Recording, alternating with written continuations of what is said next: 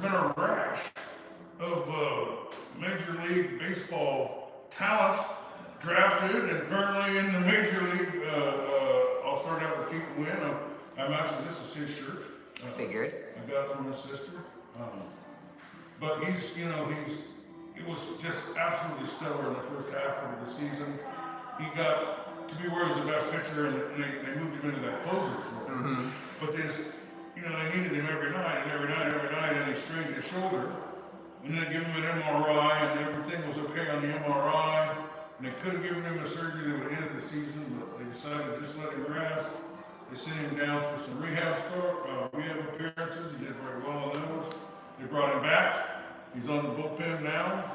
Good to go. He pitched once before the season was over. He got a 2-out inning. They got in the jam, and he gets him out of jams, and he did that again. I asked you about Keith Wynn. What are your impressions of this young man and how he is went from 5th round draft pick to one of the best pitchers in all of baseball from the bullpen side? Yeah, he's been fantastic. It's not the easiest thing to jump into the majors and be a relief pitcher, and you make a couple mistakes in that first year, and they usually have a short leash in the MLB, and a lot of guys come in and the fans turn on you quick if you screw it up 1 or 2 times. So he did well immediately. They had him in long relief a couple of years ago when he came in. And his first few appearances, he started to look good. And then even if he struggled a little bit, he has a way of bouncing back. So that's been really, really good. Hopefully, that's the thing. Once you make a name for yourself as a relief pitcher in the majors, you can have a long and fulfilling career. So hopefully that's in the cards for him. What I've really liked is I like when you go to Pekin baseball stadium now when you go watch them. I like they have a San Francisco Giants thing on the concession stand that says "Welcome to Giants Country," which is pretty cool. So I also like how the whole of Pekin and Packwood in that area have embraced. It's like a San Francisco 49ers area. Now, of course, it's baseball where people change teams all the time, but so we'll see if he ever goes anywhere else. Well, I don't think you're going to be any way to get rid of the best relief pitcher anytime soon. I don't think so either. It's not an area of strength for San Francisco Giants. But Keaton has had a great season. He's been a relief pitcher. I think he has a very good chance if he hadn't been on the disabled list that he could have been in the All-Star game. Because he's one of the standout San Francisco Giants. But as we transition, we got a couple players from the area, from the Southeast Iowa Union specific area, that were drafted in this year's Major League Baseball draft. That used to be June 6th, but now they moved it back a month, which is better for the Iowa kids because, there isn't much of a season before June 6th, and if they're going to give them a little extra month to kind of go out and scout some of these Iowa kids. Now, we'll start with Schulte. Cooper Schulte, yeah. Cooper Schulte, I had one. We covered, the game I specifically remember that I covered of them was a game against Moravia in Atumwa. It was a sub-state game. They come out very hot in the first couple innings, but then Moravia's always excellent team. I think Moravia's won the state tournament. They are. You're always, the Sigourneys, the Moravias, the Notre Dames, they're always in the playoffs. And the Pekins, they're just in the baseball and the Hillcrest. You're going to go to state. You're going to have to go maneuver around those teams. He led his team to a state championship. That's the only one in the Round Guy Radio area in the boys' major sports. Baseball, football, basketball, only state championship that I've got. Waco was in the state championship. Yep, in football, but other than that, I don't remember sniffing the state championship any closer than the first round of the playoffs for about every sport. Maybe somebody in basketball might have worked further than that, but anyway, it was exciting to play. His dad is a great coach. He went from New London over to the SEC. I think his dad coaches them. Yep. And he did coach the team, although he doesn't coach the baseball team anymore. And then I understand that he played for the Hawkeyes. Yep, he went and played for the Hawkeyes. He was the shortstop for the Hawkeyes. So, it's not a kid that's drafted out of high school, but he's drafted out of college, and he took the steps that he needed in between high school to get to the point where he gets drafted by the New York Mets. So let's talk a little bit about Cooper Schulte. Yeah, I remember when Cooper was young, he already was a shortstop for New London when he was younger, and as he was already good with his glove. As the years went on, he was one of their best hitters. New London just happened to really hit a stride.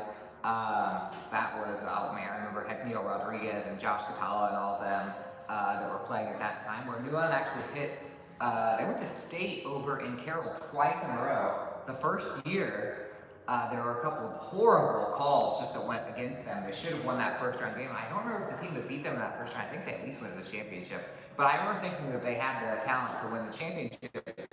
And next year they were one of the favorites when they won it. And actually Cooper was on the mound. They were up 1, if you remember, with the bases loaded and 1 out. And he got a bouncer to the pitcher's mound. They both started a double play to end that. But he was one of the best. He played a lot of sports in New London, but he was obviously a baseball player. He gets drafted exactly number 600 by the Mets. The good news, and the reason that I think that he was so good for the Hawkeyes was that he's got a trustworthy glove. You're a shortstop when you get high enough in baseball, as long as your glove is really good. And now all of a sudden he just started. He hit very, very well. He hit at the top of the lineup. He's fast. He's got some power. He's pretty much got everything. And he played for the Burlington Bees. I don't know if you remember that. That's a prospect league. And that's another place where scouts would get to see him. And he was terrific for the Burlington Bees. You know what? He last year, right after Iowa got knocked out of the Big Ten tournament, which meant they didn't qualify for the NCAA's, he went and played for Burlington. I think I remember it was like 2 days later he hit the cycle on the Burlington Bees, so that was really cool. So he used every tool that was available to him. Junior college, prospect leagues, 4-year college at the University of Iowa. And I believe the guy that coaches the University of Iowa baseball team is from Alabama. It sure is. Cardinal graduate. So another Southeast Iowa Union area. Yeah, these boys are doing pretty well here and there. So tell me, before we start talking about Cooper Schulte, I want to talk a little bit about Cooper Schulte, the high school player. I want to hear about the baseball, wrestling, basketball, whatever else, football, whatever else he did. He was, so the one I remember that he was also very good at was basketball. New London's basketball team was also very good. That was Blaze Porter era and Kate Benjamin era. So that was when I can't remember if he was on one of the state teams. Sometimes the brain gets, I forget like who graduated first, who graduated ahead of who. But it was just another athlete to be on the team.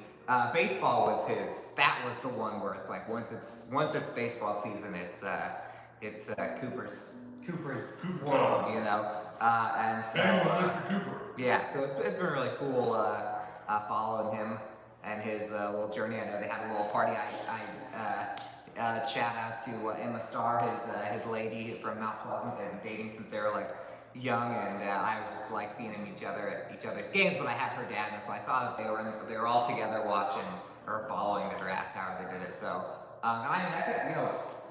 you never know. The natures. It's not like basketball. Like you have 2 rounds of the NBA draft, and there's maybe 20 guys that think they might get drafted and don't. And the majors, there's so many positions and so many players. It's got to be hard to know, who's going to scoop you up. And it's not like an obvious thing. Also, like basketball, or football, where it's like, oh, when this team comes up to draft, they're obviously going to get a linebacker or something. So it might be me. Baseball's a totally different thing. So I was maybe eating, and I saw the notifications that came within like an hour of each other that Nate Smithberg of Fairfield got drafted and Cooper Schulte of New London got drafted right there on the same night. So it was also like an hour apart from each other. Well, I was like working with the pro, and he created an opportunity for a segue here. And we'll switch over to Nate Smithberg right here in Fairfield, Iowa. He is snatched up by the Tampa Bay Devils. Yes. Tampa Bay Rays, I think they are now. Don't say devil anymore. But they shake the devil. I do that myself. Don't we all? But they're the Rays. I think they're named after Ray Charles. Maybe. And they don't play in Georgia. They don't. But Ray Charles is always Oh, they play pretty close sending to them out Georgia. earlier. But I'm sure the people will get a chance to go down there. Tropicana Field, not everybody's favorite park, but I think it's a better park than people have been led to believe. But sure is exciting. What about Nate Smithburg? You know, I'll tell you my thing on Nate Smithburg. Nate Smithburg has a pitch that backs it. I call it a backdoor slider. Some people say it's a changeup. I don't know exactly what he's doing, but I was mesmerized when I saw him throw the ball. Most pitches, like your right-handed pitcher, you throw the ball and it goes, it's a fastball, it's going to go straight. If it's a curveball, it's going to start to move or drop a little bit. If it's a slider, it's going to, or a cut fastball, it's going to go this way and it's all good. But everything's either straight or this way. He has a pitch that goes this direction. You know, it just comes in and it backs back in. And, you know, I think he just made a lot of noise, you know, from the Trojans, where it was a stellar pitch. That's where I see him. And you go back and look at my broadcast. I was saying, this kid can play in the major leagues. I mean, there's something going on with Nate Smithburg. You know, we got to be paying attention to him. So then he goes to Indian Hills. It goes to Indian Hills. It's a couple years at Indian Hills. It catches the attention of the Oklahoma Sooners. Now, I'm not sure if Nate played for the Bees or not. I don't remember playing for Bees now. I know that he had to take, there was again, he got hurt. He had a Tommy John surgery, as did Keaton Wynn. I know Nate Smithburg has it. I mean, obviously Cooper Schulte's probably not going to have it. No, not doesn't pitch anymore. Not pitching like, but I think that, I call it bionic arm surgery, you know. I mean, you come back and you're throwing 95 miles an hour, and now you get your bionic arm and you're throwing 98 miles an hour. But he got his upgraded arm, and then where he gets picked up to the Oklahoma Sooners, and then he helps them get into the College World Series, and this is where he shines on a national stage. Tell us a little bit about Nate Smithburg and his rise at the College World Series. Yeah, so a couple years ago he went to Oklahoma. Oklahoma's a pretty darn good baseball program already. He got to pitch in a few games in the College World Series, including in the championship, the 3-game championship with North Carolina, where they do like one game a night. They went to the 3rd game. I believe the last time he pitched was in the 2nd game, but he definitely pitched in that championship series against North Carolina, which is obviously a place to showcase your talent. When you're the only, the best of the best and the only college game going on. So I mean, he's lefty, he's tall. It's that's right there is something that you can lean into as far as what major league teams want. And so you're right though. When he was in high school, you always knew he was always a next level kid. I mean, maybe he had like a 0.5 or 0.6 ERA or something like that his senior year. And he was a good hitter too. That was a good Fairfield team. I think Smithburg graduated in 2022, which I believe Schulte also graduated in 2022. So they also come from that same era. But it was obvious that he was going to be good. And you know what? Fairfield's program is just good. It's somewhere where I think a lot of kids take big leaps over their high school career. So they come in young. They usually all stay to be seniors. I always say that's one of the reasons why Fairfield is so good, because usually the kids stay playing until they're graduated and don't skip that senior summer. And so he just got better and better, and Fairfield was one of the best teams in the SEC at that time, as they always are. And Indian Hills, Oklahoma, and now Tampa Bay Rays, named after Ray Charles. Yeah, and officially or unofficially? Unofficially so far. I think no matter where you get now, it's a big thing because you have to figure out where they're going to start playing, and nobody gets drafted and jumps into the starts day one of the majors or anything like that unless you're Strasburg. But I think all the Tampa Bay affiliates are in Florida, which is nice. Didn't they used to be, all the affiliates used to be kind of spread around, right, a little bit? And I think over the years they've kind of...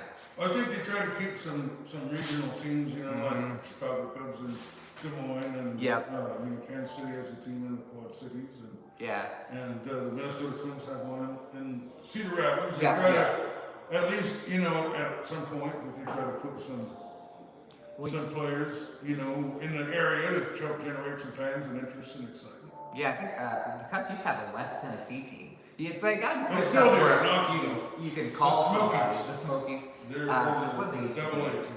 They used to be the, I don't remember, but you have to be close enough to where they can call you up and say, hey, Nate, those like, I think Wayne got called, what, a few hours before he had to get on a plane and get over to St. Louis is where he started out. St. Louis, He that's right. kind of made a big impression on his first game with the 5-inning save. Yeah. Well, back to Nate Smithburg. Give me a Nate Smithburg moment that you remember that wasn't baseball, that was, you know, football or whatever the sport you might have seen him in. Man, Nate was really big baseball was really his sport. The Smithburgs just do baseball. Let me think if I can come with that. Where's the Smithburg that played for Kansas State, I think, offensive lineman? Yeah, they Smithburg's son. the Smithburg family they're a good family in Fairfield. They had a little run there where there's a couple of them that played baseball. My main memories are when I think back. My main memories are like when they played. I believe he was there one of the first years they would have played Burlington maybe for the SEC. Fairfield in his time was right there as Fairfield, Mount Pleasant, and I believe Burlington came into it. So I remember he was one of those pitchers where it was like Fairfield always has one of those pitchers. They had one this year where it was like if this kid pitches, you have to luck into a couple of bounces. You know, they always just seem to have that ace pitcher, and he was so stinking good. And you imagine being a high school kid and you get a hard throwing tall left-hander up on the mound, and he was fantastic. I'm trying to think of who I saw him beat. But I specifically remember in my brain, I remember watching him launch one against. I'm gonna have to look it up. I think it was Burlington in a big game because he was a good hitter too. Half of the things I remember was when he was hitting. Well, that's outstanding. I'm gonna look it up. I'm gonna remember. Well, we're looking it up. We're gonna.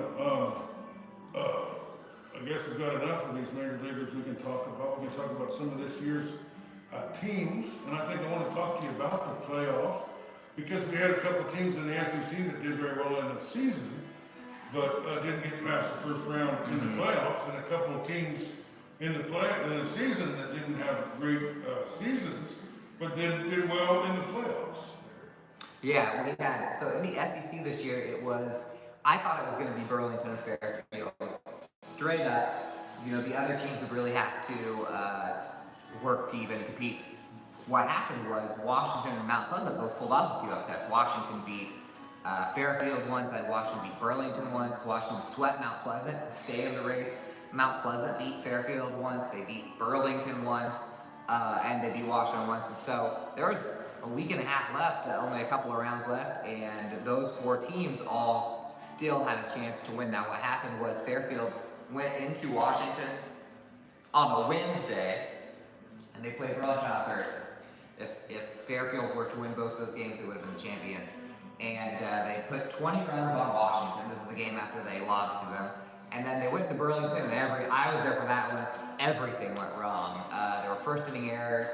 There was an ejection. There was just, you think you were covering that one too, right? That was the most viewed radio baseball game of all time. It was like 250 people watching that game. Yeah.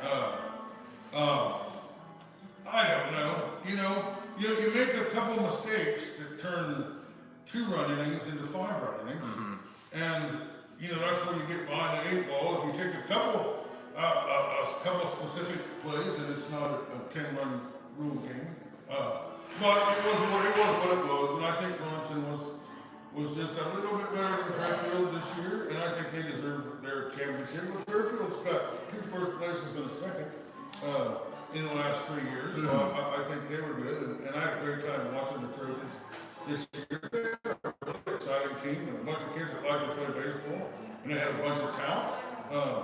And I know Archer Cruder's going to go on and play for Cornell, and Westerkamp's going to play for Indian Hills, and Burkhart could definitely go play for somebody that's going to go to the University of Iowa. I don't know if he's going to play some intramural ball or something, because he was sure a terrific baseball player.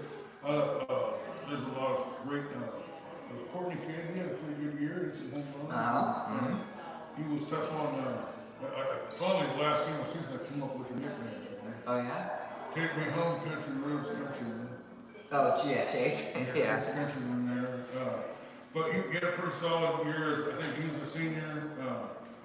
They had a kid that came out of the bullpen and pitched some for him. That gave him some pretty good innings, because even if you're losing the game, if you don't have to throw some of your other pitchers that you can save for another game, if you can give us some good solid innings. So Slocum. My memory ain't no better than yours. Yeah, there you go. Well, it was excited. Owen Adams, I'm going to declare him the freshman of the year. He's hit a home run, pitched, caught, played shortstop, second base, and third base, and DH and whatever it took, and got some big critical hits there. He was really the only freshman that got some significant playing time. But the defense was excellent. Ross Richardson, I guess he will probably be coming back and be our number one guy. And I think he pitched great, and he played shortstop great, and he hit great. And I think he was a big part of why the Trojans were exciting. But you take us through some of these other, I think Fort Madison and Mount Pleasant all got wins in the playoffs. They did. And they moved forward, and they got big wins. I think Fort Madison knocked off the number 14 in the state. Tell us a little about those upsets. What was up with that? Yeah, it's funny because, as I said, so Mount Pleasant finished third, Fort Madison finished fifth. Mount Pleasant actually played Burlington. So Mount Pleasant played Burlington a few days before the tournament started, and if they beat them, they're going to share the championship. And Burlington won on a walk-off block. So Mount Pleasant goes into Burlington. It was supposed to be a Friday, it ended up being a Saturday for the first round of the 3A Sub-State 5 or whatever it was. I guess it would be almost a week ago. I think it was on Saturday. And they pitched Grayson Lowry, who is definitely the type of, he changes the whole game when he pitches for Mount Pleasant. He's an ace, and he gets a lot of really weak outs, and he gets strikeouts. And he came in and he pitched really well, but what really happened was Mount Pleasant's offense kind of slowly got better as the year went on, and they got better against good pitching. And they're going against that Austin Donahoe of Burlington. He'd crush them every single time that he pitched against them. And they scored 6 in the third inning, beat Burlington to move on to the semis, and they ended up having to play against Assumption. Assumption had saved their best pitcher that they have a really good freshman, probably assuming they were going to play Burlington, and they still had to pitch against Mount Pleasant and beat them. And then Fort Madison went and played Marion, right? Was it Marion? I believe you're right. And it was in a different sub-state. A lot of times all the SEC teams will be put in the same sub-state, but this was in a different one. And they not only beat them, but they scored 5 in the next round.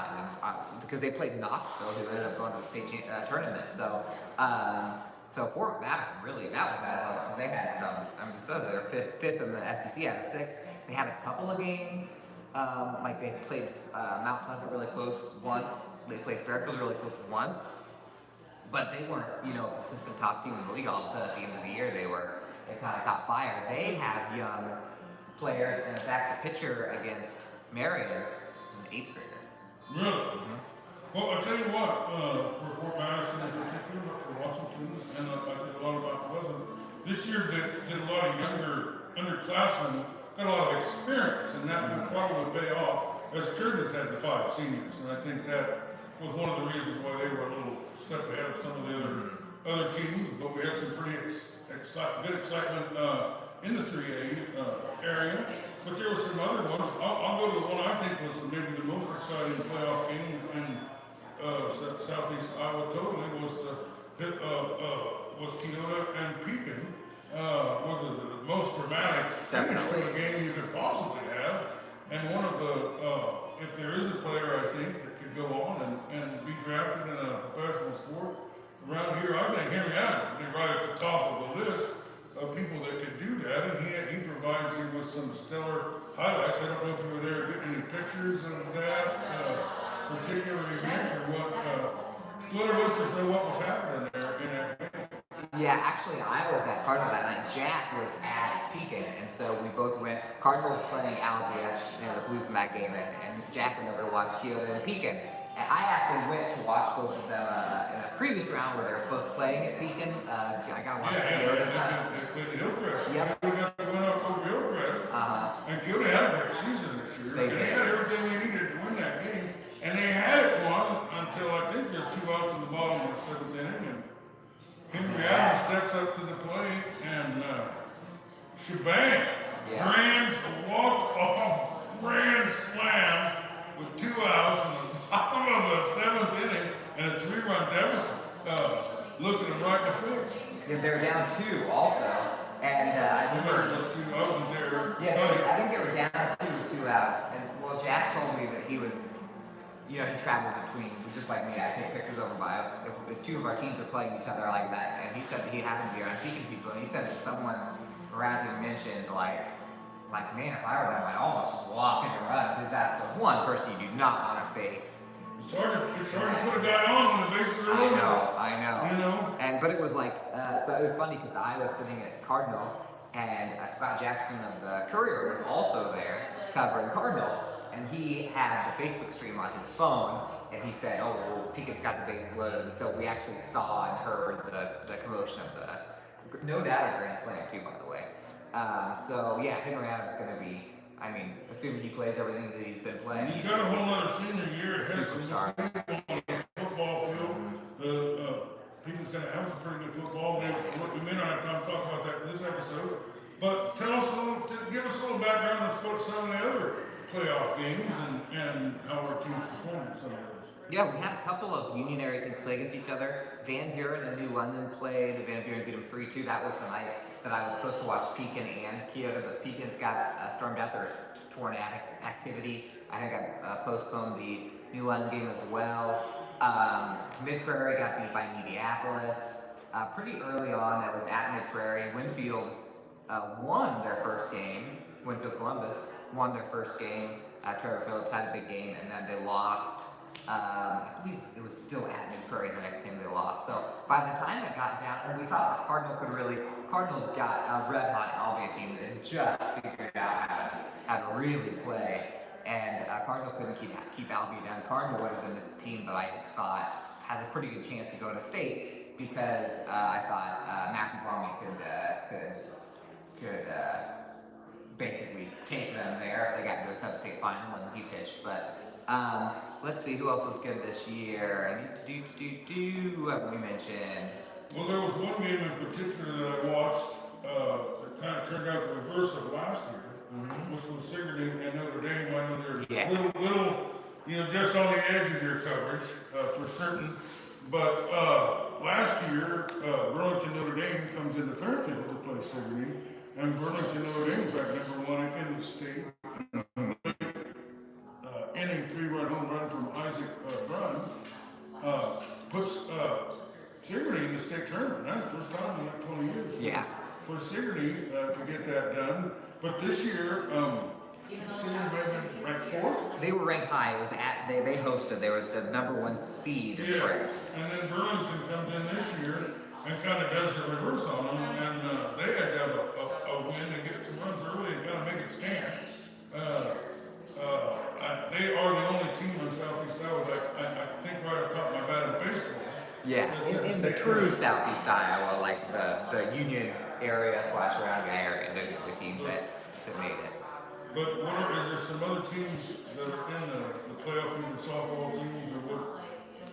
Do we still have anything going? The Union only has Cardinal softball, which has been good and kind of flirted with going to state. You probably remember their coach now was Hannah Simpson, who used to play for Fairfield. Used to hit all the home runs. I think you remember that. And so they also have Dustin Lew was their coach last year. He's still their assistant, and he kind of flipped with Hannah. So they have 3 Higginbottom sisters with their names, all super good athletes. They've got a stacked lineup. So Cardinal is the 8th seed in softball. They're playing on Monday at 10 o'clock. Rarity for baseball or softball. In 2A, which they're in, 5 of the top 7 teams were knocked out before the state tournament. So 2A is kind of anybody up for grabs. And then also softball changed their tournament bracket. It's 2-out elimination now. They used to do it just like baseball. You lose once, you're done. They used to play like consolation games. But now it's like the College World Series, where there are the 4 teams up here play a tournament and 4 teams down here. So They'll have at least a couple of meaningful games over there in Fort Dodge. Baseball, our longest team was Pekin. They lost to Moravia. Moravia is looks good. You know, Moravia's another team. They're always in that championship with Sigourney or with New London, but they're always there. And this year they get over the top. So I think we're taking some turns there. Sigourney goes and then Moravia gets to go the next year, and Notre Dame goes this year. Well, I guess that's about the 30 minutes that you allotted for me here. I want to say that when we talk about football, probably next, I'm going to be doing some kind of fun shows in different areas. We might go to Burlington one week and talk to Burlington coaches and media people there. I'm going to try to get cheerleaders. I'm going to try to get mascots. I'm going to try to get a band to play. It's going to be called Beat the Round Guy. We're going to model it after Beat the Bear, which if you're old, you might remember that show. But it's going to be a lot of fun and a lot of laughs, and we'll be giving you a scoreboard show. I've decided I'm just going to continue doing the junior varsity football, and then obviously finding some place to be to watch as many games as I can, and then we'll be doing the scoreboard show after that, and instead of like talking to coaches over the phone, we may have to figure out something with this yard stream. If I could figure out how to do it, I wouldn't have had to run anything over here. But we got the beautiful background. I want to thank the Fairfield Arts and Convention Center for hosting this event, even though we didn't ask them. And I enjoyed their air conditioning, and Andy enjoyed their air conditioning there. A little more hair to be conditioned in mine here. Thank you so much, Andy. Is there anything that you want to say or any promotions for the Southeast Iowa Union? Yes. So obviously get a paper. Tuesdays and Thursdays, Southeast Iowa Union will be covering Cardinal. We've got our all-union teams coming out for baseball and softball. We've got all sorts of stuff coming out. And then fall sports, they have girls tennis. It starts on the 10th, my birthday, August 10th. And then football right after that. We're going to have a ton of football content. We're going to have video content this year. So everyone follow Southeast Iowa Live on Facebook, YouTube, and SoutheastIowaUnion.com. You gotta click on our sports things, because they send me a thing that has like the top stories, and I like it when the sports are, I think I got fourth, I was fourth, so I'd really like to be number one when they send me the analytics, so everyone make sure that Andy has so little to be happy about if we could just get in this one thing. Just this one thing, is read a lot of the ones online. Yeah. But, even if you read it in the newspaper, just click every time you see a sports. You make them all the money. Yeah. There's other departments make no money. The sports department makes all the money. 100% of the money comes in there. Thank you so much for your time. We will be back with the football. We want to do a little wrap up and wanted to congratulate a couple draftees into the Major League Central. Thank you.